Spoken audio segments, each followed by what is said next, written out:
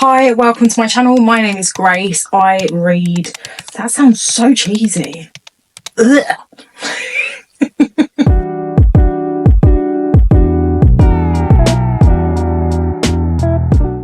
So I see these videos all the time. These videos are like, here are some books to make you cry. I can categorically say that I don't think a book has ever actually made me weep. It's never made liquid leave my eyes. However, there are a very small collection of books that I have read this year that have been very, very close to it. In fact, it's that small, it's only 5. And they were all, ironically, 5-star reads to me. Now, when I say books that almost made me cry, that is really quite a big compliment because I am a bit of an ice maiden. I am quite hard to break and my emotions are very well tucked away, especially when I'm reading. So we're going to chat through them. We're going to get to the bottom of why they almost made me cry, and let's just get into it. So if you're new here, my name is Grace. I am a reader, a reviewer, an author, aspiring author. I'm currently writing my first novel, and I basically live, breathe, exist books. That pretty much sums me up. Right, we're going to start with the one that probably got me the closest to tears, and I actually did kind of feel myself well up at points during this book, and there were points where I had to give myself a breather, and that is The Girl Behind the Gates by Brenda Davies. I've already spoken about this in my year wrap-up. You'll find that most of these books actually I've spoken in my year wrap-up. This is based on a true story.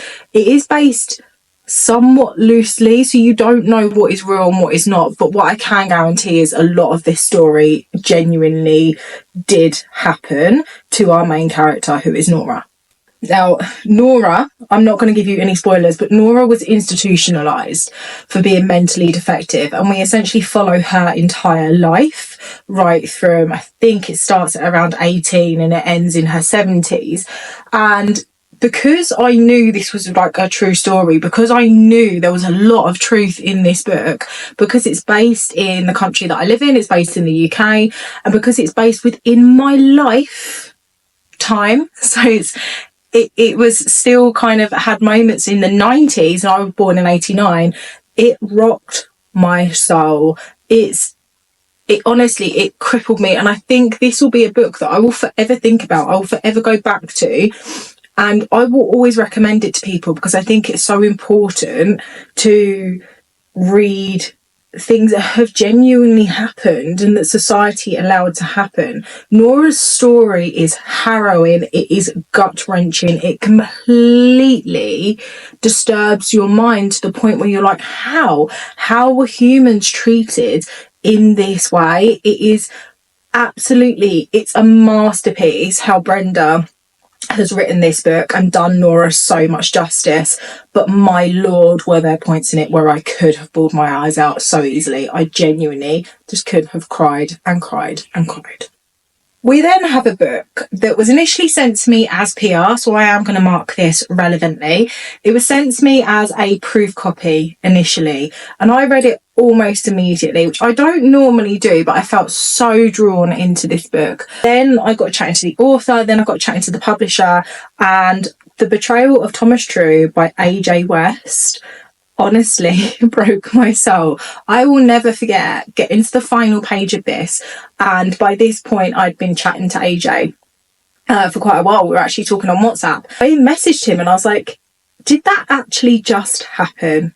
Did that ending just happen? And oh my god, I wanted to cry. I am not going to name any characters, I'm not going to give you any indication as to what happens at the end of this book, but it's so not what I expected. And essentially what happens is we follow Gabriel and Thomas in, I think it's 1700s London. Let me just check. It is. So it's the year 1710, and we follow Thomas True and Gabriel, and it's all about molly houses. It's about gay London. Obviously at that point in time it was completely illegal to be gay, and it's all about what these men went through in order to be themselves, and the situations on how mollies protected each other but also didn't protect each other. And it's just the way AJ this ending, I actually feel was so perfect for this book, even if it's not the ending that you necessarily want.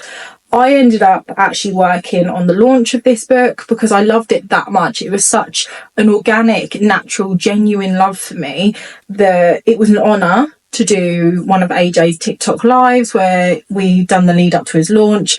And I actually have 3 copies. 3 copies. I not only have the original proof copy that I was sent by a render, I also have the special edition spreads, which are the peacock spreads, but then I also have a first edition, and this is the only book where I own a first edition. But I actually just decided, you know what, I fell in love with it so much that I was going to treat myself and I was going to get it. And so many people, off the back of me being like, this book's a very emotional roller coaster and also incredibly eye-opening, incredibly enlightening to what these men went through. The level of research and work that AJ put into this book was insane. And I genuinely feel like if maybe I had been a little bit hormonal on that day that I finished it, I might have shed a tear. There were times where I wanted to shed a tear, but of course I didn't actually crack. However, it's such a beautiful but also disturbing little book when you look right into the depths of it. Now, this book's a funny one because it was so magical, it was so whimsical. That's always how I describe this book. I wanted to cry both through happiness and through sadness and pain, and it is The Lost Bookshop by Evie Woods. When I talk about it, the way that I describe it is, it felt like a book that I used to read as a child that would give me that like magical, bubbly feeling, but as an adult. And it's not all happiness, it's not all airy-fairy. There is actually quite a lot of destructiveness within this book. The way that Evie has written 3 characters from 3 timelines to come together and to all join and form is beautiful. But we also go through some very quite horrific scenarios and horrific situations. It kind of really layered under my skin, and there were so many times I wanted to cry because of how it was making me feel. It made me feel so elated and so happy, and then all of a sudden I was so sad and I was so confused. And this might just be one of my favourite books of all time. I fell in love with this book. I fell in love with the characters. I fell in love with Evie's style of writing, and it's just stunning. I actually have her next one on my bookshelf. I have heard some people did DNF this, and I can kind of see, because you're dealing with 3 points of views, you're dealing with 3 eras in time, and you're kind of waiting for them to form together. But when we start really hitting the dark points of Opaline's life, it done me a bit. And I wasn't expecting that from this book at all. This next book comes with a warning, and I need to make it very, very clear. I am not recommending you read it, and I am not sitting here recommending that you read it because it's a book that's going to make you cry. I'm just saying, it nearly made me cry and played with my brain chemistry just a little bit. This book I will forever love. It will forever be one of my favourite books of all time. I think about it nearly every single day, but I will never, ever recommend somebody to read it. And that is A Little Life by Hanya Yangahara. Now, I know that sounds really convoluted. It's my favourite book of all time, but I'd never recommend you to read it. And there are reasons behind that. We followed Jude and his group of friends, and we follow Jude's life.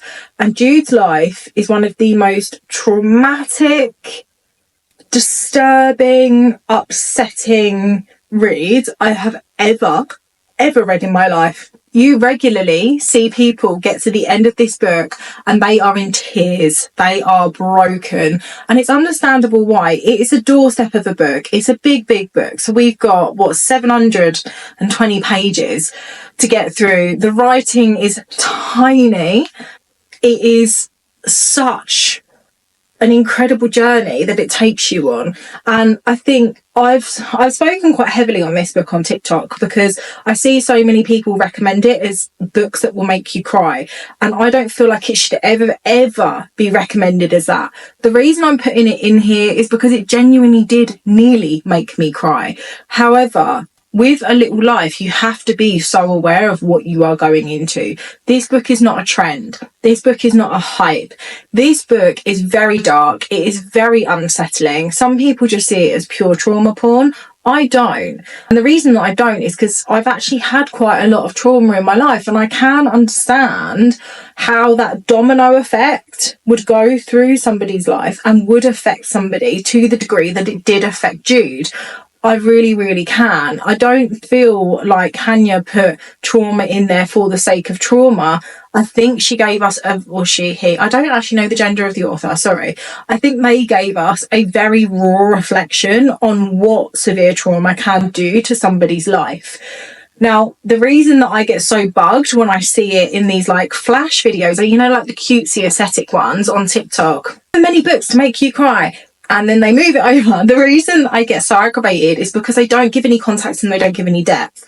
And I do think that going into A Little Life, you need to understand what you're going into. So many people have picked this up off of the back of the likes of TikTok, or just videos or content that has no context, and they've read it and it's actually traumatized them. It's broken them. Like, we cannot be doing that to people. I understand that some people need to be aware of researching their own triggers. And, you know, I will say, any book you see in this video, please do your own research, check the triggers. Always do that to see if you can handle it.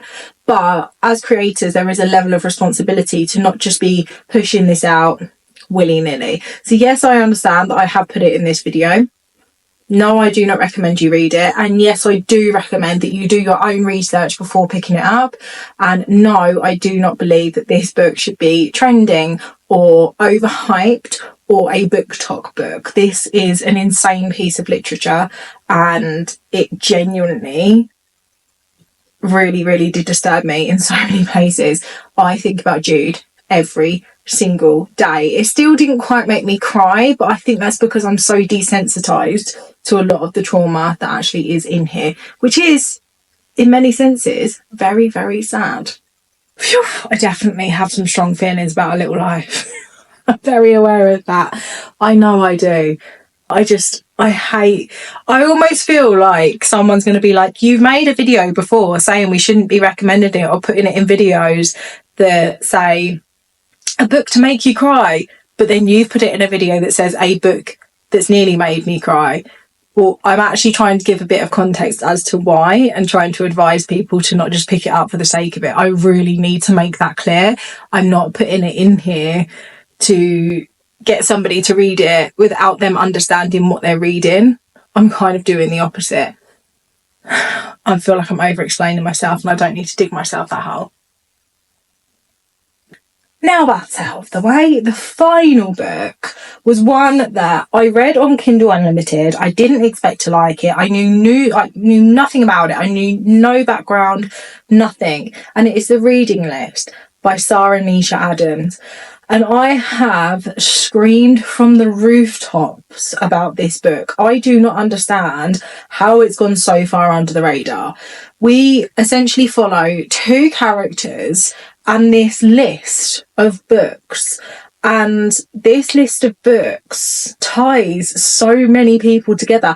And it's essentially the most beautiful story about how reading books, stories can bring communities together, can help really mend some broken situations. But then also there's so many tragic situations in this story. And I remember when I got to the end, and although I'd kind of partly figured out what the list was about and where this was going, it still absolutely gutted me.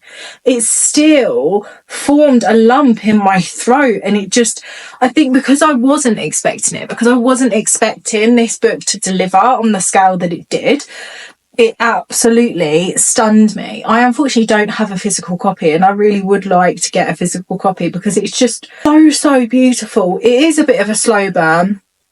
It is a bit slow developing, but for me it was worth it. It was really, really, really worth it. And I found myself so invested in these characters that Sarah had written, in their stories, And in understanding why they were the way they were, and then all this like list of books, I ended up buying a lot of the books on that list because they're classic. The kind of whole sum up of the journey, the story, the emotional situations, the griefs, the joys, it was just, for me, it was so beautifully written. It was just such a powerful little book that I didn't expect to love.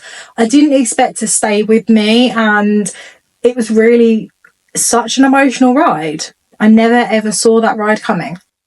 So there we go. That is 5 books that almost made me cry. And like I said, that is a massive achievement. It's a massive compliment because getting me to cry is quite a hard feat. I'm going to say it again. Please remember, do your own research, check your own triggers, have a look at the content inside these books, and make sure that it is correct for you and that you will be able to deal with what's inside them. Like, I'm not sitting here necessarily saying some of them you have to read. What I'm saying is I found these really emotional little journeys. Still enjoyed them, but definitely emotional. So I'm actually currently reading Karen Slaughter's Pretty Girls, which I'm slightly speechless. I'm slightly speechless over that one, and I wasn't expecting to be, once again, at all. Like, it is rocking in a whole new level. I don't know whether to start doing almost like little read along with me as well when I'm reading a book, like guiding you through each step and how I'm finding it, and then just kind of collating it and putting it together. Let me know. This is definitely a channel that I really want to start putting more time into, more effort into. YouTube's a minefield for me. I've mentioned that before on my other channel. Like, sometimes I have no idea what I'm doing and I get a bit of imposter syndrome over here. But I really enjoy this long form content. I really enjoy just sitting and chatting and catching up on everything bookish. There we go. I will catch you next week for next week's video.